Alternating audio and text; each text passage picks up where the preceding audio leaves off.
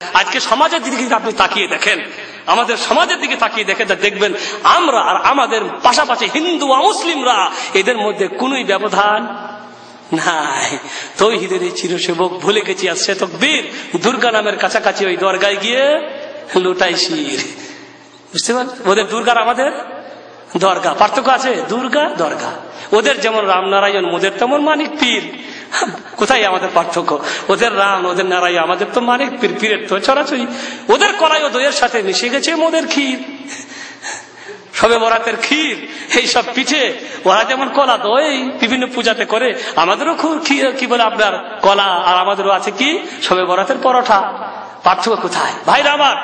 হিন্দুরা মন্দিরে গিয়ে প্রণাম করে, মন্দিরে রাখা মূর্তির সম্মানে দাঁড়িয়ে প্রণাম করে। আমরাও কবরে গিয়ে মৃত্যু ব্যক্তির সামনে দাঁড়িয়ে শুধু প্রণাম করি না, বরং সাজদাও করি। হিন্দুদের আছে রাম, লক্ষণ ইত্যাদি, আমাদেরও আছে শাহজালাল, আব্দুল কাদের জিলানী, আর অন্যান্য অনেকেই আছে। হিন্দুরা বিপদে বললে রাম বলে ডাক পারে, আমরা মুসলমানরা বিপদে বলে ইয়া আলী, ইয়া গৌস, ইয়া উমুক, ইয়া তমুক বলে কি করি? ডাক পারি। হিন্দুদের পবিত্র স্থান আছে, গয়া, কাশী, সেখানে যায় তারা পবিত্র হওয়ার জন্য। আমাদেরও পবিত্র স্থান আছে, আরদোশী আছে, শাহজালালের মাজার আছে, আজমির শরীফ আছে, পাথর চাবড়ি আছে, আর অনেক কিছু আছে যেখানে আমরা যাই জিয়ারত করার জন্য। না যাই না? আমরা সেখানেও যাই। হিন্দুরা তাদের গুরুজন, তাদের পণ্ডিতদের হাত পায়ে চুমা দেয়, আমরাও আমাদের পীরের হাত পায়ে চুমা দিই। চুমা দিতে পীরের বুড়ো আঙুলটাকে আমরা শুরু করে ফেলাইছি। বুঝতে পারলে এত চুমা দিতে হয় হিন্দুদের।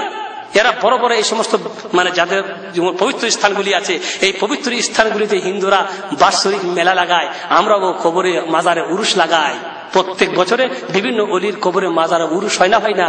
নির্দিষ্ট সময়ে হয়। আর এই মাজার উরুস গুলাতে যে কি হয় তা আমরা খুব ভালো করে জানি। যারা যায় তারা বুঝতে পারে যে এখানে কি হয়। কোন এমন পাপ আল্লাহর জমিনে নাই যে পাপ এদের কবরে হয় না। হিন্দুরা তাদের পণ্ডিত এবং তাদের গুরুদের নামে প্রশংসায়, তাদের মূর্তির প্রশংসায় মন্দিরে গিয়ে কি বলে আপনার ভজন গায়, ভজন।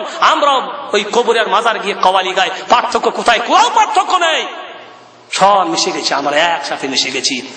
এলাহাবাদ মেডিকেল কলেজে একজন ডাক্তার, বড় ডাক্তার, সার্জন, আল্লাহর তৌফিকে, আল্লাহর করুণায় তার মধ্যে হিদায়াত ঢুকে যায় এবং সে ইসলাম গ্রহণ করে। ইসলাম গ্রহণ করার পরে সেখানে হিন্দু পরিবেশে বসবাস করা তার জন্য কঠিন হয়ে যায়। তখন সে তার স্ত্রীকে নিয়ে দিল্লি চলে যান, সেখানে বসবাস শুরু করে। দিল্লিতে গেলে তার স্ত্রীকে নিয়ে বিভিন্ন জায়গায় দর্শন করতে গেলে সেখানে একটা আছে আমাদের নিজামুদ্দিন আউলিয়ার মাজার, আছে না নাই? মাশাআল্লাহ, মনে রাখবেন, এই নিজামুদ্দিন আউলিয়ার মাজার, এই নিজামুদ্দিন আউলিয়ার এই সেন্টার হচ্ছে সারা বিশ্বের তবলিগীদের মেন সেন্টার।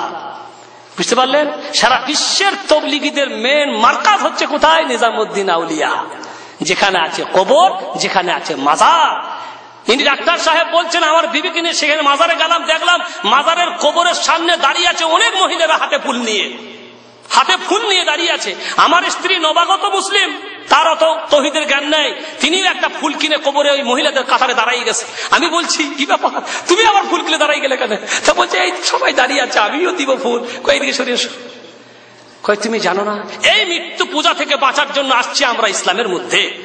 এই মৃত্যু পূজা থেকে, এই মুর্দার পূজার থেকে আমরা ইসলাম গ্রহণ করে আবারও যদি কবরে ফুল দিই তাহলে পার্থক্য থাকলো কোথায়? আমার ইসলাম গ্রহণ করার লাভ কি হবে?